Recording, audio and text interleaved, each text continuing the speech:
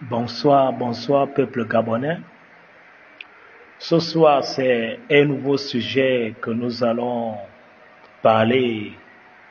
Moi, Mito Célestin, alias la machine russe Ingnabiken. Il s'agit ici des crimes rituels. Des crimes rituels qui ont fait rage dans notre pays. Nous avons ici un argument d'autorité. Monsieur Manganga Moussavou gâte le coin et demande ouvertement au monsieur Diramba et au vieux Madungu de cesser les crimes rituels. Et il le dit ouvertement dans un meeting. Peuple gabonais, voici un moyen où on doit soulever les dossiers. On doit soulever les dossiers sur ce problème parce qu'il y a eu des milliers de familles endeuillées. Des milliers de familles endeuillées, des milliers de familles dans la terreur, des milliers de familles dans l'angoisse, au moment où nous savons maintenant ceux qui sont les responsables des crimes rituels. Quand j'avais dit à mon grand frère Jonas Moulinda de rentrer au Gabon et de venir porter plainte parce que le régime a changé, je savais, j'avais le nom de celui qui avait assassiné sa fille. Et quand je disais dans l'une de mes vidéos que monsieur Jonas Moulinda connaît ces criminels, ceux qui ont assassiné sa fille, c'est le vieux Madungu. C'est le vieux Madungu que monsieur Manga Moussavou a demandé de cesser les crimes rituels. Peuple gabonais, il faut que la justice soit faite. Et je sais personnellement que le vieux Madungu et monsieur Diramba ont les dossiers dans les tribunaux. Est-ce que vous voyez? Ils ont les dossiers dans les tribunaux d'où on doit soulever ces dossiers-là. La justice gabonaise doit soulever ces dossiers. L'heure a sonné où nous devons soulever les dossiers pour établir la justice, pour mettre la justice entre les familles victimes des crimes rituels et ces criminels. Peuple gabonais, la justice gabonaise doit arrêter le vieux Madungu. La justice gabonaise doit arrêter monsieur Diramba, les auteurs des crimes rituels. Ils sont au même rang que monsieur Opianga. Mais la liste est longue. La liste est longue. Parce que ces crimes rituels étaient organisés par le PDG. Le PDG qui avait un pouvoir anthropophage, un pouvoir cannibale. Un pouvoir cannibale. C'est pourquoi je demande à la justice gabonaise de faire son travail. Je les ai vus aux États-Unis. Une affaire qui a daté depuis 40 ans, 60 ans, 90 ans, on ramène le dossier au tribunal. Je les ai vus, j'ai vu cela dans les pays développés. Ce n'est pas parce que le régime a changé qu'on va maintenant oublier le passé. Je dirais non.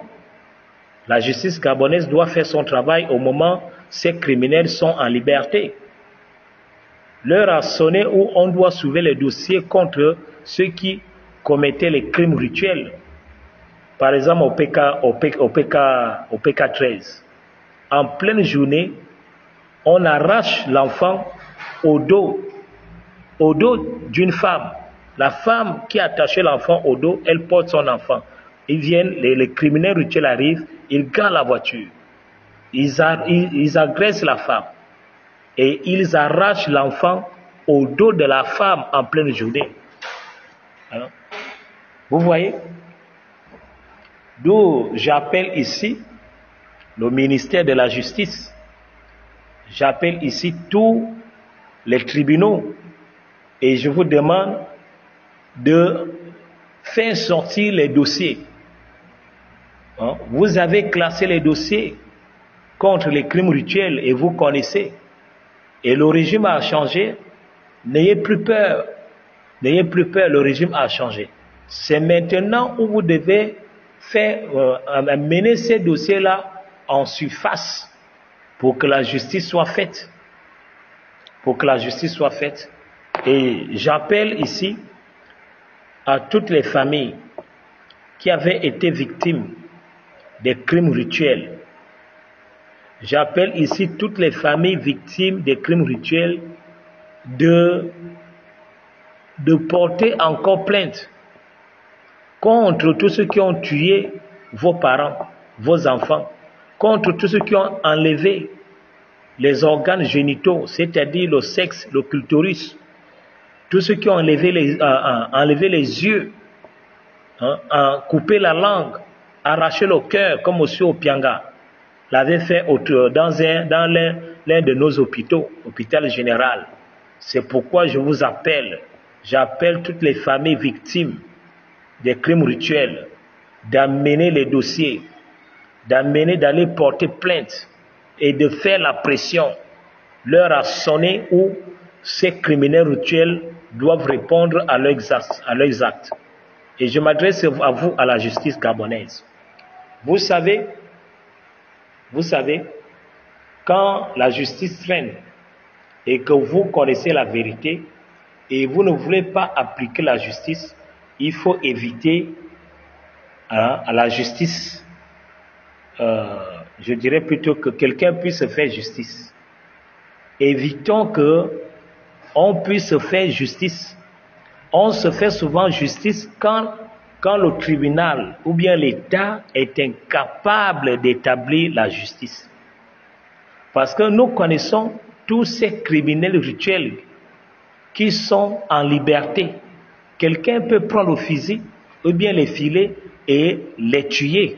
Et il se fait justice parce que vous étiez incapable de faire la justice. Vous étiez incapable de remonter les dossiers des criminels rituels et de les arrêter et les mettre en prison. Mais l'heure a sonné où vous ne devez plus avoir peur. Vous voyez, la justice a bien travaillé d'avoir arrêté M. Opianga, parce que l'Union dit que M. Opianga est arrêté, il a la prison centrale. Ça, c'est un grand travail. C'est un bon travail que la justice gabonaise a fait d'arrêter un milliardaire qui était un gangster de la République. Vous voyez, c'est pourquoi je vous encourage, la justice gabonaise, de prendre tous les dossiers de ces criminels-là, de lutter contre l'injustice. S'il vous plaît, monsieur les juges, monsieur les procureurs, monsieur les magistrats, monsieur le procureur général de la République, veuillez établir l'ordre.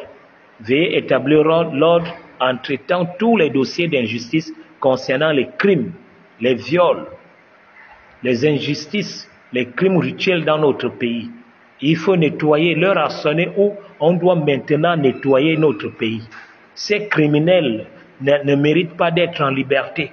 Parce que ça fait mal au cœur quand on voit l'assassin de sa fille, de son enfant, quelqu'un qui a coupé la tête de sa fille ou de son enfant en liberté.